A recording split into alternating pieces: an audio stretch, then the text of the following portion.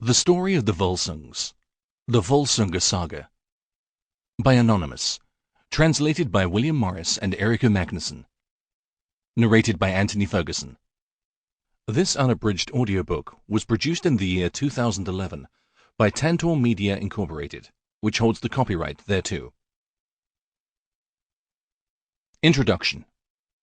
It would seem fitting for a northern folk, deriving the greater and better part of their speech, laws, and customs from a northern root, that the north should be to them, if not a holy land, yet at least a place more to be regarded than any part of the world beside; that howsoever their knowledge whitened of other men, the faith and deeds of their forefathers would never lack interest for them, but would always be kept in remembrance.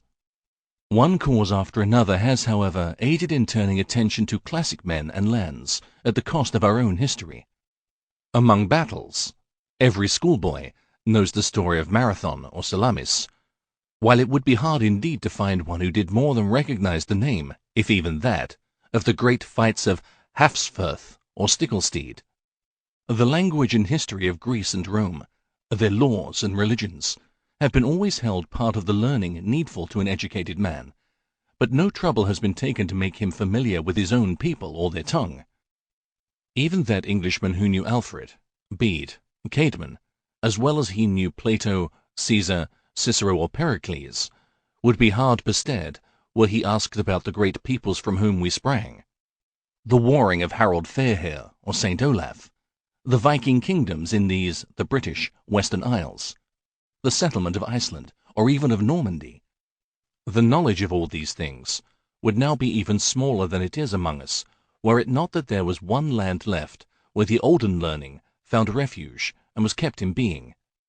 In England, Germany, and the rest of Europe, what is left of the traditions of pagan times has been altered in 1,000 ways by foreign influence, even as the peoples and their speech have been by the influx of foreign blood.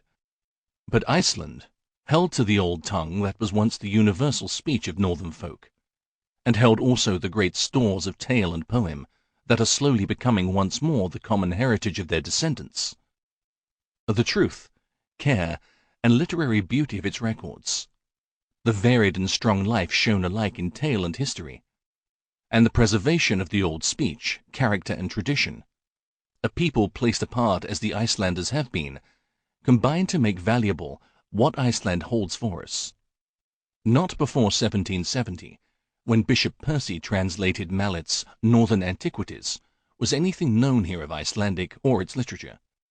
Only within the latter part of this century has it been studied, and in the brief Sample complete. Ready to continue?